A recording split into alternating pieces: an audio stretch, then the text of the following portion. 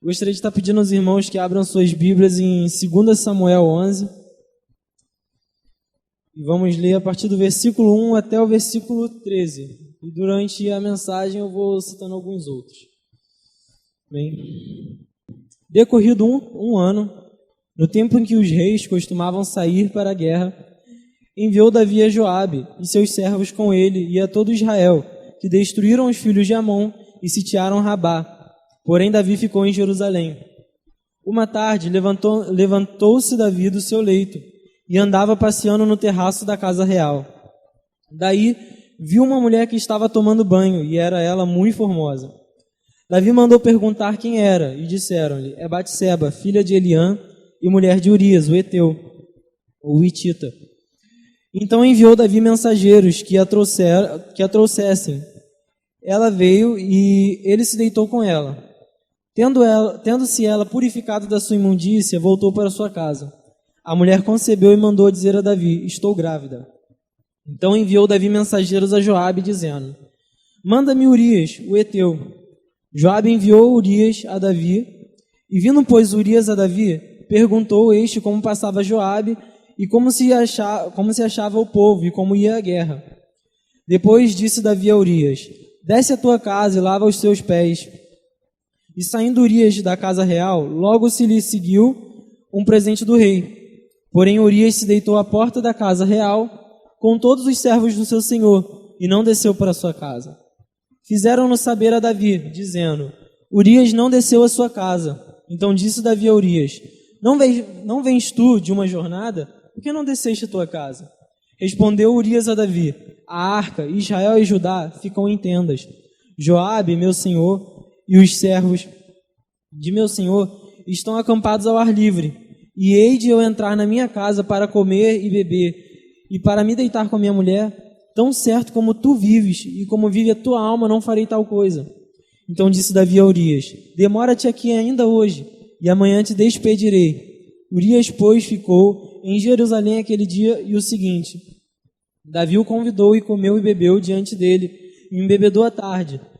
Saiu Urias a deitar-se na sua cama com os servos de seu senhor, porém não desceu à sua casa. Só até aqui, os irmãos podem se assentar. Amém?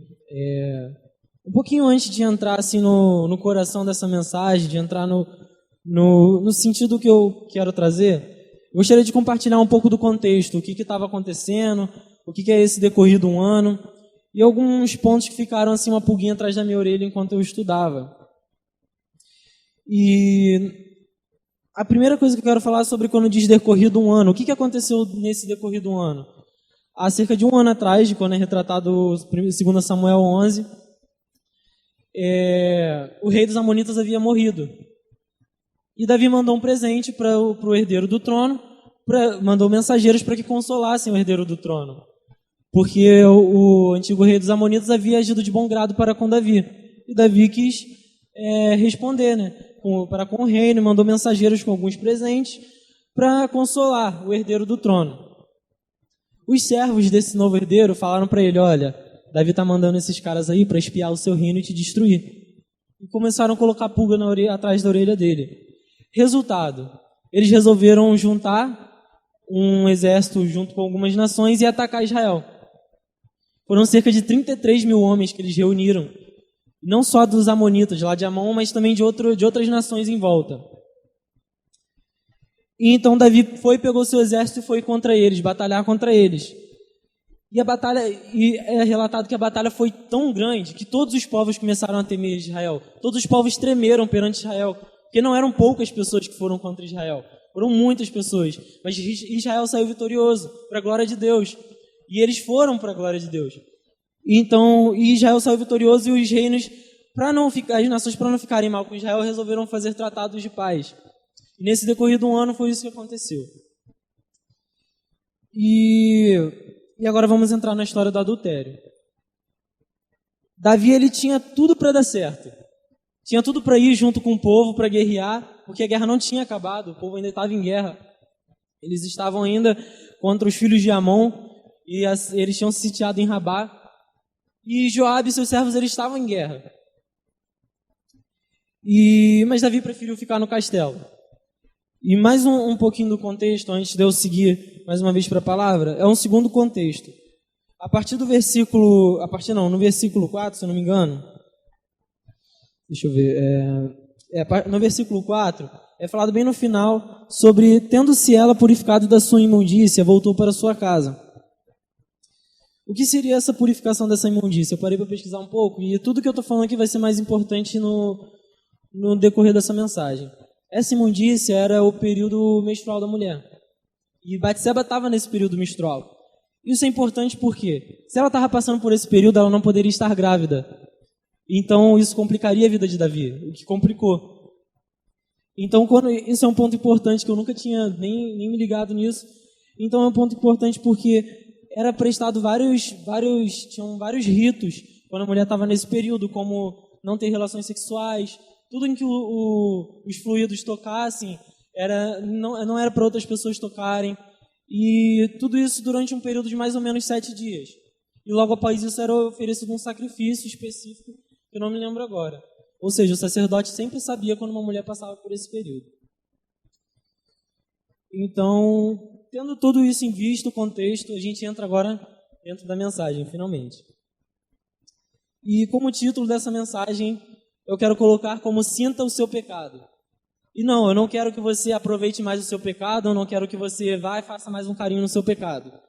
Só que durante a mensagem nós vamos entender mais um pouco, eu gosto de um mistério, né? Todo mundo entendeu o contexto ou ficou muito vago para alguém? Falei muito rápido, todo mundo pegou? Amém? Amém? Glória a Deus. Então vamos lá. Temos agora um camarada chamado Urias. Urias, que era um cara, aparentemente é o que relata o texto, um cara reto, um cara justo e fiel ao seu reino. Um cara que ele não olhava para uma situação em que ele sairia prevalecido e os outros mal e queria essa situação, muito pelo contrário. Ele preferia se perdi a palavra. Se colocar abaixo, vamos dizer assim. E por causa desse homem, Davi teve uma reviravolta gigante na sua vida, que levou ele a muitas consequências negativas no futuro. E tudo porque Urias simplesmente negou dormir na sua própria casa, na sua própria tenda. Urias poderia simplesmente ter ido para casa, deitado com a sua mulher, e no outro dia ter ido embora. E passou isso. Então Davi foi lá, adulterou e chamou Urias. E Urias foi, enrolou uns 2 dias ainda lá, e depois foi mandado embora. E Davi mandou uma carta através do próprio Urias para que Joabe mandasse ele para frente de batalha para que ele morresse. Eu fico pensando, imagina se Urias resolve pegar aquela carta no meio do caminho e ele, manda matar Urias, bota ele na frente da batalha, como que o cara ia ficar? Porque ele falou, ele era tão fiel que ele falou, meu senhor, pela tua vida e pela tua alma, eu não posso ir para minha casa me embebedar e ficar com a minha mulher.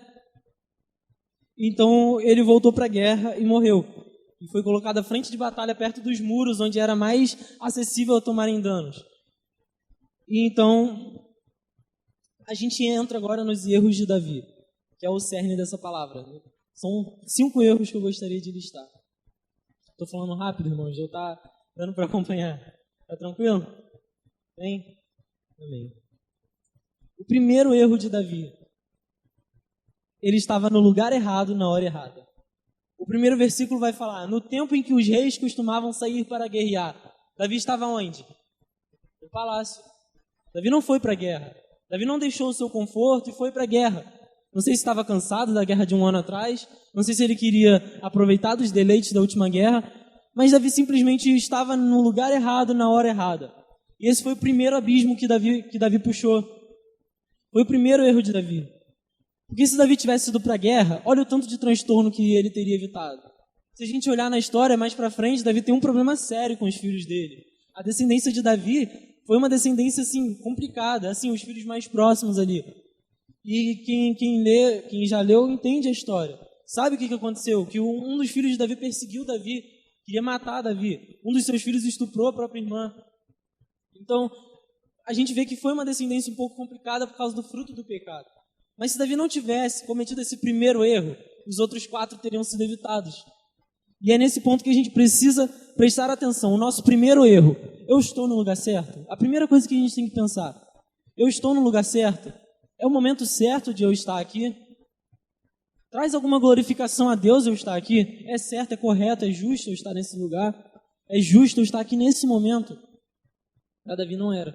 Mas ele não reconheceu isso. Ele quis mais é ficar no palácio. O segundo erro de Davi foi criar interesse por algo que não era dele. Davi, ele buscou informações sobre aquilo que ele estava querendo. Ele não simplesmente olhou uma mulher bonita, chegou e adulterou e teve relações com ela. Não, ele mandou mensageiros perguntarem quem era ela. Então ele sabia que ela era casada com um homem que estava na guerra. Então Davi, ele cobiçou algo, ele desejou algo que não podia ser dele. E se você parar para pensar, Davi, ele foi muito de olho grande, porque Davi, ele tinha muitas mulheres. Davi teve as mulheres de Saul, se eu não me engano, e ainda teve a filha de Saul. Então Davi deixou ali os hormônios dele ficarem à flor da pele, se prevalecerem, e olhou para aquela mulher e falou, eu quero isso. Ele simplesmente olhou do seu terraço, uma mulher muito bonita, se banhando, e falou, pergunta quem é, porque eu quero essa mulher. E ele não perdeu tempo, ele falou, chama ela. Não perdeu tempo. Então Davi pecou, ele sabia o que estava fazendo, ele sabia exatamente o que ele estava cometendo. Ele sabia que ele estava adulterando. Ele não foi uma pessoa, nossa, na inocência. Davi, ele quis adulterar. Ele quis pegar e ter as relações com essa mulher, com Batseba. Ele quis cometer o que cometeu. E foi da própria vontade dele. A gente vê, não materializou um demônio para ele e manifestou e falou, Davi, peca, ou Davi, vai para o terraço. Não, foi uma coisa tão simples. Ele estava passeando pelo terraço, imagina o Davi andando assim, com a roupa real, e olhou para baixo, pô, essa mulher é bonita. Pô, eu sou o rei, né? O que me impede de ter essa mulher? Poxa, eu sou o maioral do reino. Por que eu não posso ter essa mulher? Vai lá, pergunta quem é ela. Batseba, mulher de Urias. Ainda não me impede, não. Eu ainda posso, eu sou o rei. Depois eu dou meu jeito. E então, Davi, ele não se importou com as consequências do que iria acontecer. Ele achou, não vai ter consequência, meu pecado, eu sou o rei. Que consequências teria para o rei? Vão me tirar do trono? Quem vai vir contra mim? Logo eu, que sou um homem segundo o coração de Deus. Então, Davi, ele não pensou nessas coisas, ele não pensou numa consequência. Que entra no terceiro erro. Davi achou que o seu pecado não teria consequências. E aí, Davi vai, peca, adultera, e chega uma mensagem para ele, algum tempo depois. Imagino que tenha sido, demorou um tempo ainda, porque tem todo um processo até a mulher descobrir que estava grávida. E aí chega um mensageiro para falar, ó, Batseba manda dizer que está grávida. Imagina a situação. Davi sentado no trono dele lá, se deliciando de alguma coisa, ou pensando em alguma coisa, e chega, Batseba está grávida. Tudo que passou na cabeça dele. Eu, quando faço alguma besteira em casa, passa tudo pela minha cabeça. Meu Deus, não devia ter feito isso. Minha mãe fala para não ir para um lugar e eu vou e dá errado, eu fico, meu Deus, minha mãe avisou. Não devia ter feito isso. Não é assim que acontece? É assim que acontece com tudo. Se uma autoridade fala, ó, isso aí vai dar errado. E a gente faz o desespero. Ou quando a gente erra, pode ser por qualquer coisa. Sei lá, quebrei algo de alguém. Caraca, vou ter que pagar isso agora, vou ter que resolver, agora como é que eu vou fazer? Entra em desespero. Eu imagino o Davi da mesma forma. Davi entrando no desespero. Imagina a cara que Davi fez. Imagina ele pensando em tudo que o povo de Israel iria pensar. Porque o sacerdote iria saber que não era de Urias. O sacerdote fez o sacrifício para Batseba. Por isso que essa questão do período da mulher é importante. Porque ela foi para o sacerdote, ela sacrificou perante o sacerdote, e os sacerdotes sabiam que aquela criança não seria de Urias. Então Davi pensa, e agora? O que eu vou fazer? Eu preciso tomar alguma atitude.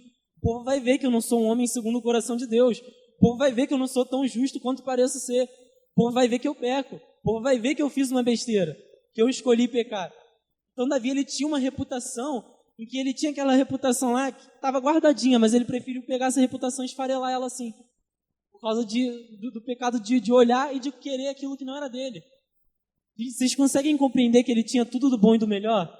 Davi tinha milhares de mulheres, Davi tinha tudo do bom e do melhor, mas ele quis aquele pedacinho de carne que estava na janela, que estava do outro lado do terraço. Ele foi tentado por uma coisa simples, por uma mulher se banhando do outro lado do terraço, quando Davi tinha muitas mulheres. Da mesma forma é conosco. Se nós não nos atentarmos aos primeiros erros de Davi, aos dois primeiros, que é estar no lugar errado, na hora errada, e criar interesse por algo que não é nosso, nós vamos viver a nossa vida como se nada tivesse consequência, mas tudo tem um final. A palavra vai falar que o salário do pecado é a morte. Então o pecado vai ter o seu salário, uma hora ele chega. Pode não ser hoje, pode não ser amanhã, mas chega. E Davi não pensou nisso. Davi não pensou que o seu pecado poderia trazer inúmeras consequências. O sacerdote iria saber que Davi fez alguma coisa. O sacerdote poderia chegar, olha, queria falar não, mas Batseba chegou lá para sacrificar, mas de repente apareceu grávida e Urias está na guerra. O senhor sabe de alguma coisa? E os servos também iam saber que Davi chamou aquela mulher para o palácio dele. E aí que as consequências começam a pesar. E aí que tudo aquilo que Davi fez, desde o primeiro ponto, começa a pesar na cabeça de Davi. Imagina as noites que Davi ficou sem dormir. Porque até Davi chamar Urias e até Urias chegar no reino, não foi da noite para o dia.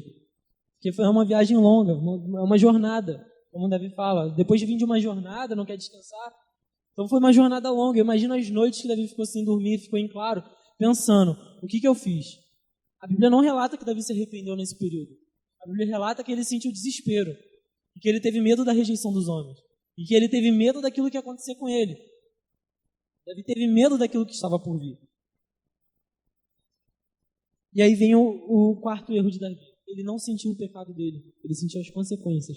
Ele sentiu que ia vir um filho que não era para ser dele. Ia vir um filho de uma mulher que não era dele. Ele sentiu que ia ter que fazer alguma coisa, porque Urias ia saber. De repente ele foi para a guerra e voltou com a mulher grávida de 3 meses, sendo que ele estava, vamos botar aí, uns 5, 6 meses fora. Então alguma informação não batia, né?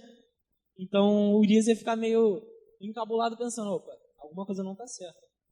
Davi pensou nessa consequência, mas ele não sentiu o pecado dele, ele não sentiu o adultério dele, ele não sentiu estar no lugar errado na hora errada. Davi sentiu que ia ter uma consequência. Se ele tivesse sentido o pecado dele, ele teria se arrependido e talvez as coisas não teriam tomado o rumo que tomaram. Talvez Urias estivesse vivo até o fim do reinado de Davi. Talvez mesmo que aquele fosse um filho de um adultério, talvez ele não teria acontecido tudo o que aconteceu. Muitas coisas poderiam ter acontecido de forma diferente, apenas, claro que eu estou só conjecturando. Mas tudo porque Davi sentiu o pecado, o peso do pecado, porque ele não sentiu o peso do pecado, e sim, mas sentiu o peso das consequências. E só um instantinho que eu me perdi aqui, gente. E o medo de Davi não foi uma coisa extremamente importante. O medo de Davi não foi perder o relacionamento com Deus. O medo de Davi foi perder a admiração do povo. O que é mais importante? Ter a admiração de Deus. Imagina, você ter para Deus te tratar como um homem segundo o coração de Deus, o coração dele. Imagina como deve ser ter a admiração de Deus, porque Davi era um homem justo. Por mais que Davi ele fosse humano, ele pecasse, ele era um homem segundo o coração de Deus. Ele guardava a palavra do Senhor para que não pecasse. Ele guardava aquilo que o Senhor mandava para que ele pudesse agradar ao Senhor da melhor forma possível. Davi ele era uma pessoa dedicada. Isso aqui é 0,001% do que aconteceu na vida de Davi, do caráter dele. Isso aqui foi uma eventualidade que Davi se deixou escorregar. Por causa de um erro bobo, por causa de ter ficado no lugar errado na hora errada. Tudo acaba se baseando nisso. Davi ele deveria ter ido para a guerra, mas não foi. Então ele não teve medo de perder o relacionamento com Deus. Então, a situação de Davi, ele estava num contexto de ele pensar, e agora? O que eu faço? O que eu vou fazer? Eu não tenho para onde correr. Eu não posso chegar lá e matar essa criança e matar Batseba. O que eu vou falar para Urias quando ele voltar? O que eu vou fazer? Qual é a opção mais viável que eu tenho? Davi maquinou isso por bastante tempo. E, de repente, ele se sente um gênio e fala, Urias, é o segredo. Se o problema é Urias, a solução é tirar Urias. Então, ele resolveu chamar Urias. Não, desculpa. Primeiro, ele resolveu que a solução seria o próprio Urias vir e se deitar com Batseba. Seria vir Urias, de repente embriagar Urias, ele não fosse nem lembrar se tivesse ou não se deitado com Batseba, mas mandou chamar Urias. Porque ele achou que Urias ia ser como qualquer outro homem que fosse lá, falar, oportunidade. Eu posso ir para minha casa, me deitar com a minha mulher, posso beber, Porque não foi só isso. Ele teve uma festa, teve uma comemoração, teve todo um presente para Urias, para que Urias fosse lá e se deitasse com a sua mulher. Ele foi embriagado, ele foi mandado lá, mas deu uma de cantor sertanejo e dormiu na praça. E não foi para casa, entendeu? E aí Davi se encontra nessa situação. E agora, o que eu vou fazer? Por não ter sentido o peso do próprio pecado, Davi fez algo que nunca devemos fazer, ou pelo menos não deveríamos. Ele puxou um outro abismo. Davi, além de adúltero, ia se tornar um homicida. Como se já não bastasse ter ido lá e adulterado com Batseba, ele resolveu que ia tomar uma atitude muito mais complicada. Ele ia matar uma pessoa, ele ia tirar uma vida.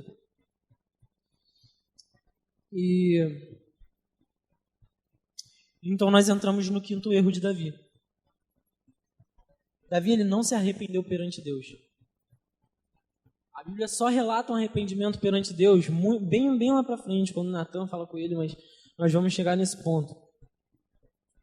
Davi, ele não se arrependeu perante Deus. Durante esse processo todo em que Davi adultera, até o momento que chega a notícia que Urias morreu, até o momento em que Natan vai falar com ele diretamente, Davi não se arrepende.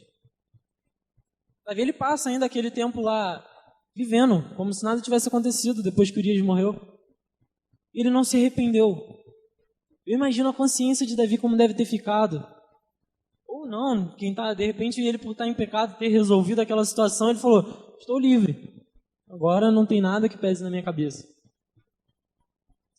E então Davi não se arrependeu em momento nenhum. O que a gente vê de Davi é desespero. O que a gente vê de Davi é alguém que não encontra uma saída. É alguém que se jogou no fundo do abismo. Que ele simplesmente pegou e falou, o caminho está muito reto, eu vou cavar. Foi simplesmente isso que Davi fez. Ele entrou em desespero, ele não se arrependeu. E aí acontece toda a situação dele se achar um gênio, manda chamar Urias, e agora entra numa versão extremamente cínica de Davi. Que como se já não bastasse ele ter adulterado com a mulher do cara, o cara chega pra ele da guerra, e ele, pô, amigão, e aí? Como é que tá a guerra? Tranquilo lá? E como é que tá fulano? Morreu, pô, tristão, hein? Caraca, imagina uma situação. Você tá lá na guerra, pelejando com teus irmãos, tá vendo gente morrer, aí o rei te chama e fala, e aí, como é que tá a guerra? Tranquilo lá? Belezinha? Uns arcos, umas flechas voando pra lá e pra cá, mas tá tranquilo, né? Nada demais não, ninguém tá morrendo, mas tá tranquilo. Joabe, tá bem? Ah, tá tranquilo então. Porque foi o que Davi fez. Davi entrou numa versão cínica dele, em que ele chegou e perguntou a Urias, como que tá Joabe? Como é que tá os meus servos? Como é que tá a guerra? Não relata a resposta de Urias, mas eu imagino uma pessoa espantada, né? Pensando, tá lá, né? Tá acontecendo, tem gente morrendo, tem, enfim, guerra, né? Tá todo mundo sendo destruído, entendeu? Então é uma situação complicada. Então, toda a situação acontece. Acontece toda a situação, Urias não vai para casa e Urias morre. E no versículo 16, Joabe conta a Davi. No versículo 16 ele vai falar, tendo, pois, Joabe situado a cidade, pôs a Urias no lugar onde sabia que estavam homens valentes. Saindo os homens da cidade e pelejando com Joabe, caíram alguns do povo dos servos de Davi e morreu também Urias, o heteu. Então Joabe enviou notícias e fez saber a Davi tudo o que se dera na batalha.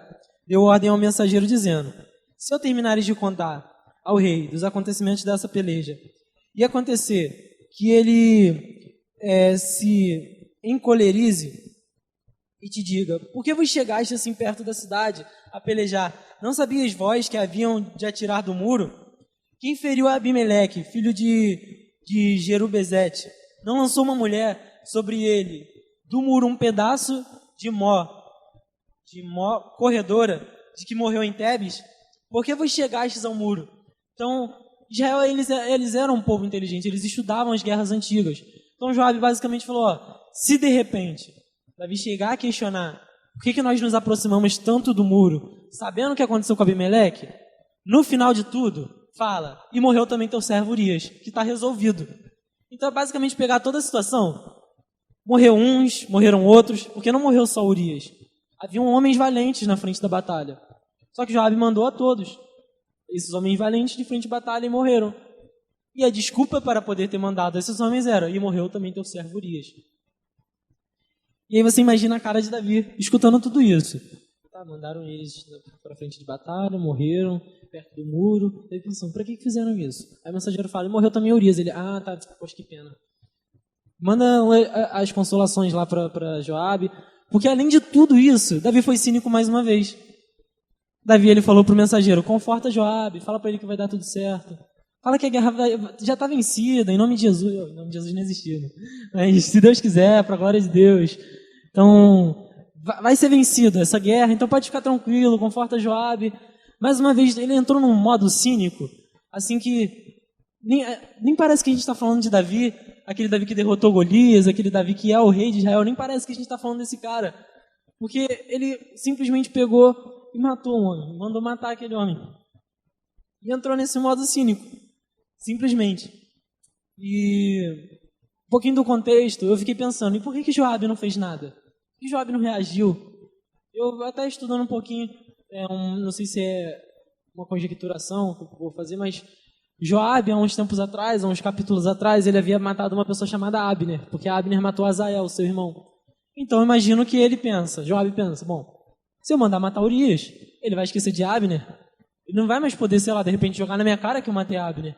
Porque Davi falou, o sangue de Abner não está nas minhas mãos nem na do povo, está nas suas mãos, Joabe. Então, Joabe se viu livre desse peso. Simplesmente livre.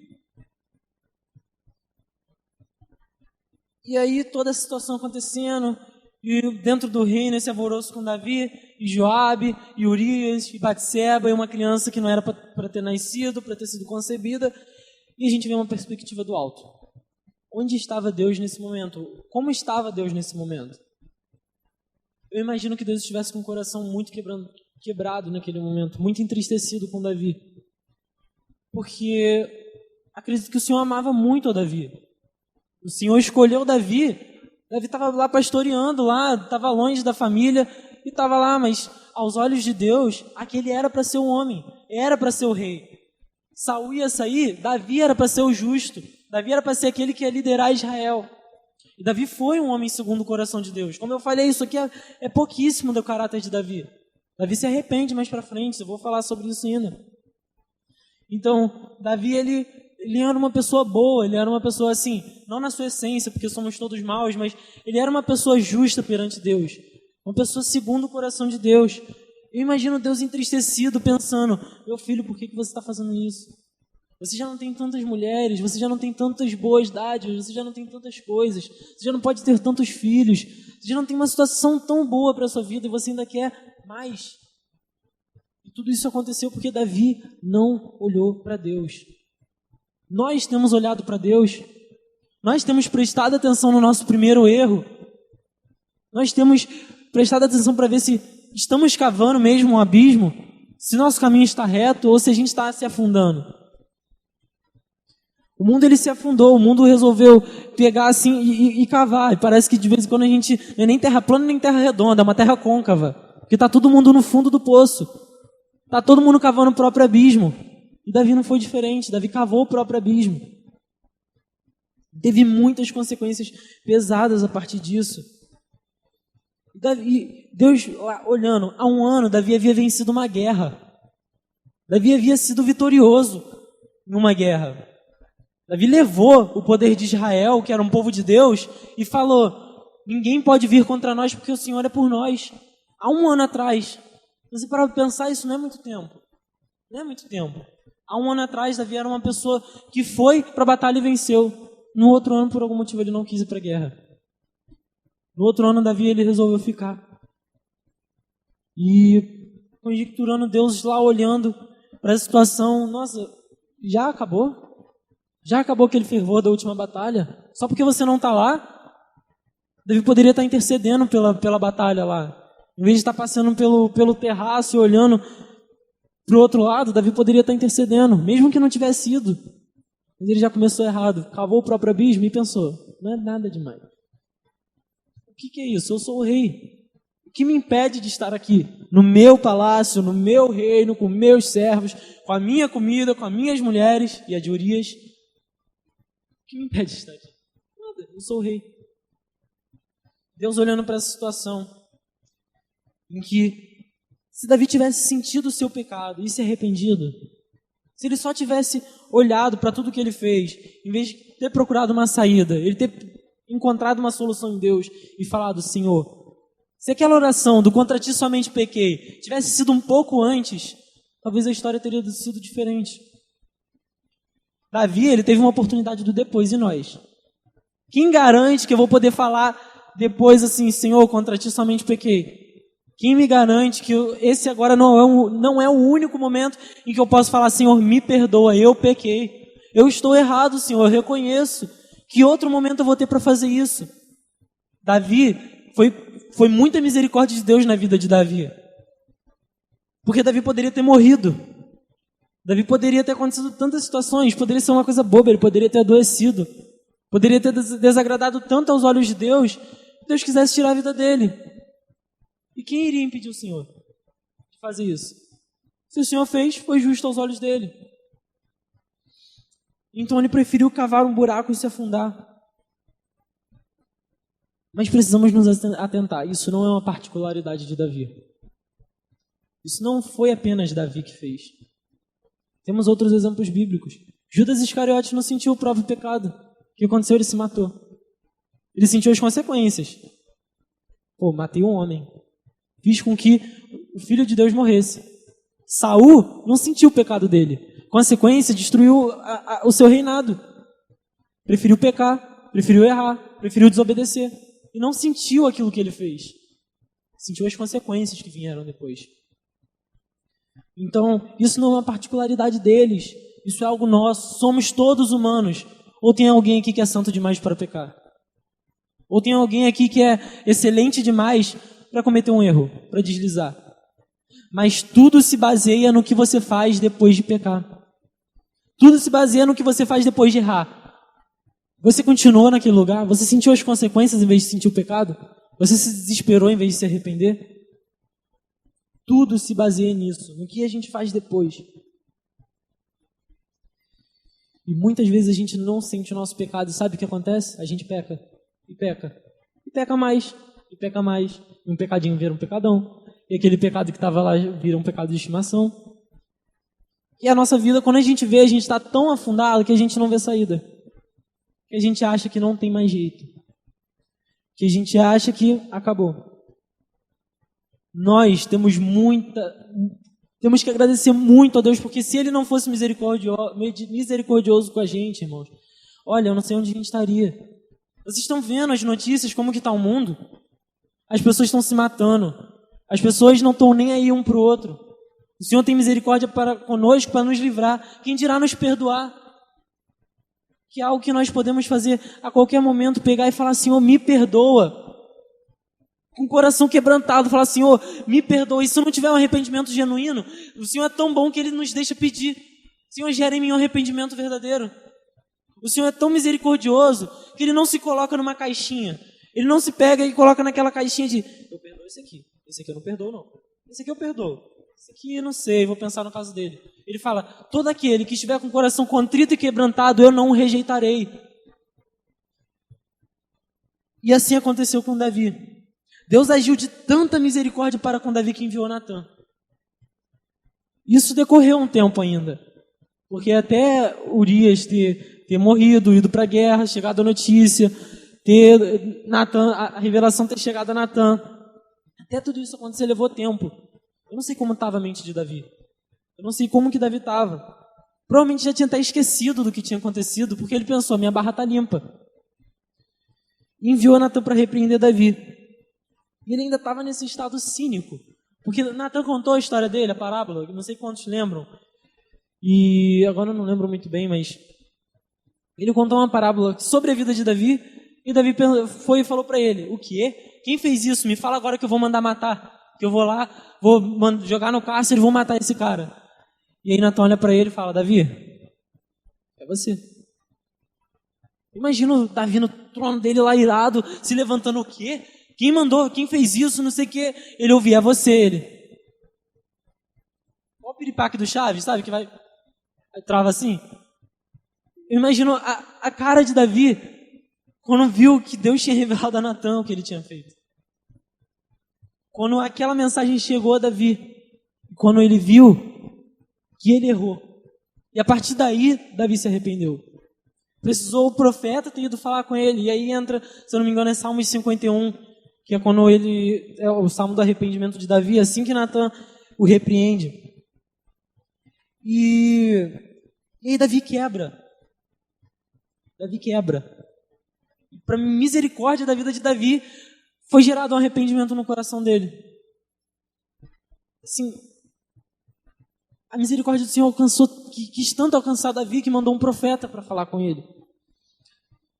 E tudo começou em um pequeno abismo. Tudo começou com uma pequena coisa. Tudo começou de uma forma bem escondida, bem assim, não estava na cara, porque ele só ficou no palácio. Se foi assim na época de Davi, quanto mais hoje. Porque pra gente é um clique. Pra gente é um olhar. Pra gente é um lugar. Hoje em dia a gente tem Uber, a gente vai para onde a gente quiser, por uma quantia. Mas para quem quer, o que é um empecilho? O que é um dinheirinho, né? Para quem quer ir lá fazer a própria vontade.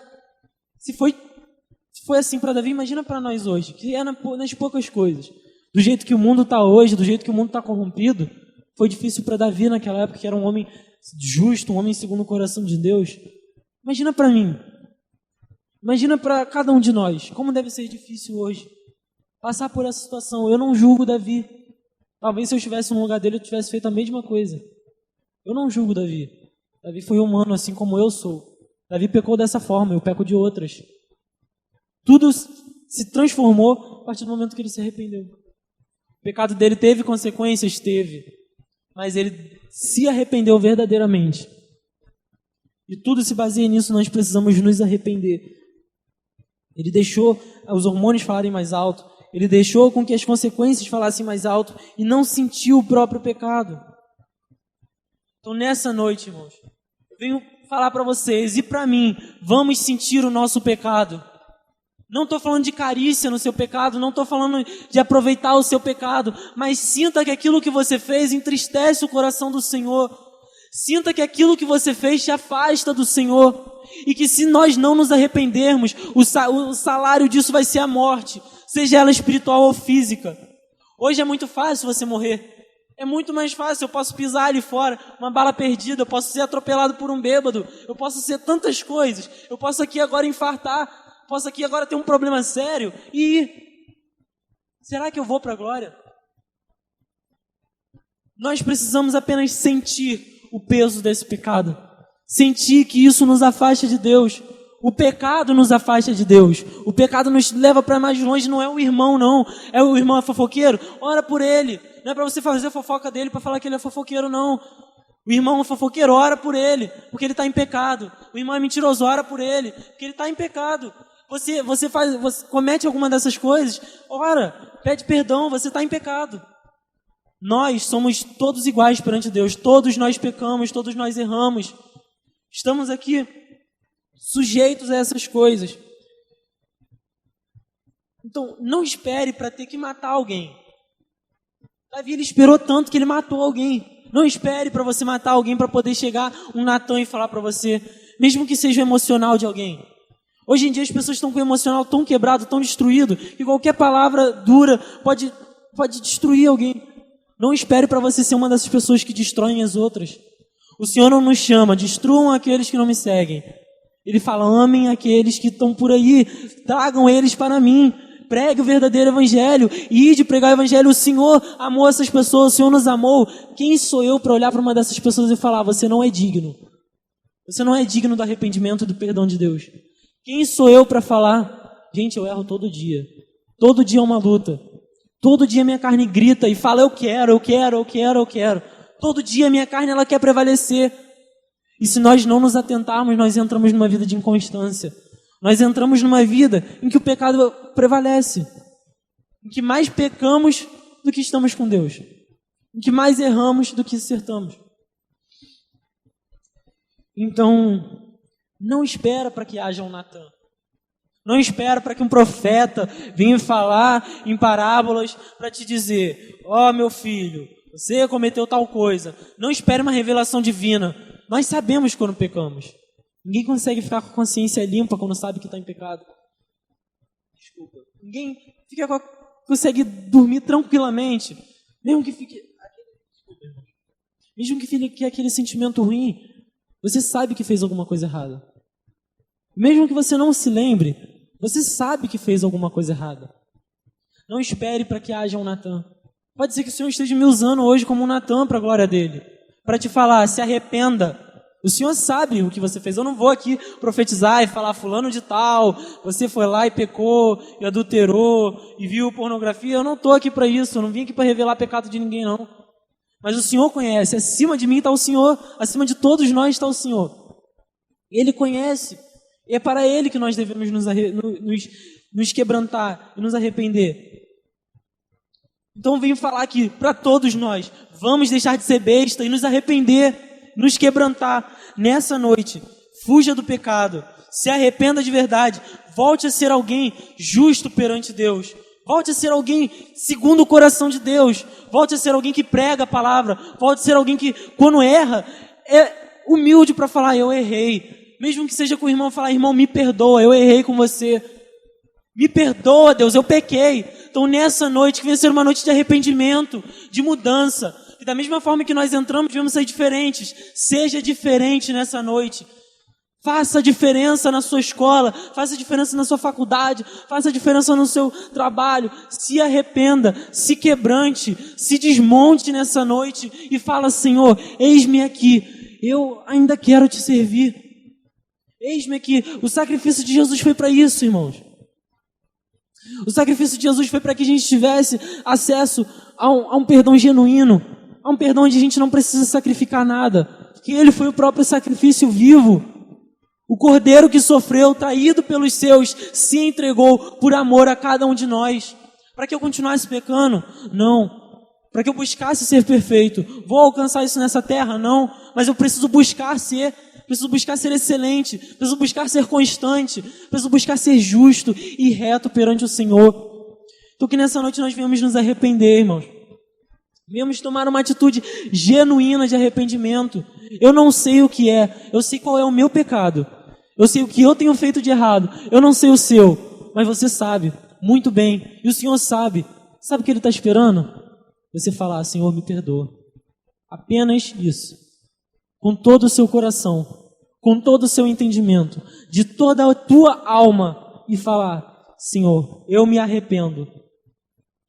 Que essa noite venha ser uma noite diferente. Em nome de Jesus. Quero pedir aos irmãos que estejam se colocando de pé, para a gente nesse momento estar orando. E que esse momento não venha ser um momento de estar escutando uma oração. Não venha ser um momento de estar prestando atenção no que eu estou falando. Mas que venha ser uma noite de real mudança.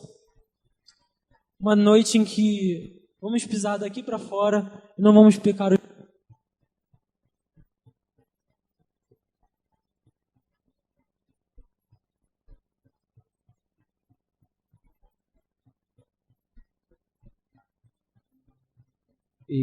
Amém.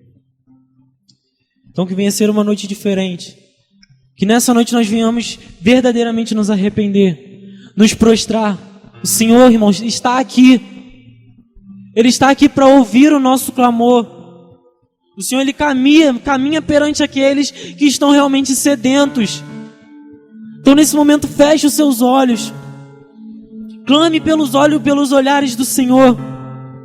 E que nesse momento a nossa adoração, que nesse momento tudo aquilo que nós viemos falar venha subir como um incenso puro e suave às narinas do Senhor. Se arrependa nessa noite, para a honra e glória do Senhor, para que nós venhamos alcançar a salvação. Que nós venhamos ter consciência de que o Senhor é justo, fiel à palavra dEle para nos perdoar. Então oremos, irmãos. Viemos nos arrepender nessa noite. Senhor, meu Deus e meu Pai, nesse momento eu continuo na Tua presença para Te engrandecer e Te louvar, ó Pai, por essa palavra, Senhor, que feriu principalmente a mim, Senhor, principalmente ao meu coração. E venho Te pedir perdão, Senhor. Venho Te pedir perdão pelas minhas falhas, Senhor, porque sou um homem pecador, ó Deus. Não sou digno de sua misericórdia, Senhor, mas o seu amor é tão grandioso que nos permite alcançá-la, Senhor. Eu venho te pedir perdão, Senhor. Eu venho pedir, Pai, que perdoe, Pai, o pecado de cada um aqui, Pai. Eu venho te pedir que usa-nos, Senhor, para que com o Teu Espírito Santo venhamos alcançar outras pessoas, para que essas pessoas venham se arrepender, Pai. Ainda dá tempo. Ainda dá tempo de nos arrependermos. Ainda dá tempo de buscarmos as almas que estão perdidas. Ainda dá tempo de quebrarmos a porta do inferno com a força do Senhor. Ainda dá tempo, irmãos. Ainda dá tempo. Ainda dá tempo de ver se estamos no lugar certo. Ainda dá tempo de sentirmos o nosso pecado. Ainda dá tempo de nos arrependermos. Ainda dá tempo de taparmos aquele abismo que nós cavamos. O Senhor nos dá a ferramenta para isso. E fala: meu filho, está tudo aí. É só você fazer. O Senhor é tão misericordioso que não só nos dá a ferramenta, como nos ajuda. E troca o seu fardo conosco. Eu glorifico e exalto o Teu nome, Pai, por cada um aqui, Senhor. E que nessa noite, Pai, venha haver um renovo, Pai, em nome de Jesus nesse lugar. Que as bocas venham se abrir, Pai, para clamar pelo Teu nome. Que as bocas venham se abrir, Pai, para se arrepender, Senhor. Quebra toda a cadeia nessa noite. Todo vício, Pai, todo pecado que esteja prendendo. A Tua palavra diz: conheceis a verdade vos libertará. Tu és a verdade, Senhor. Tu és o caminho, Tu és a vida. Tu és aquilo que me liberta, Pai, do meu pior lado. Tu és o único que pode perdoar os meus pecados. Eu glorifico e exalto o Teu santo nome, Senhor. Pelo Teu sacrifício naquela cruz. Não era a sua obrigação, Senhor. Mas o Senhor nos amou de uma forma tão incondicional que se sacrificou. De braços abertos numa cruz, no madeiro, em que diz: maldito o que será pregado no madeiro. E mesmo assim se entregou. O único que não merecia a cruz, para me salvar, Senhor, para salvar os meus irmãos. Eu te agradeço, Senhor. Eu te agradeço, Senhor. Para honra e glória do Teu nome, eu te louvo e te exalto no nome santo, santo, santo, santo de Jesus. Amém, Senhor. Louvado seja o Teu nome. Glória a Deus.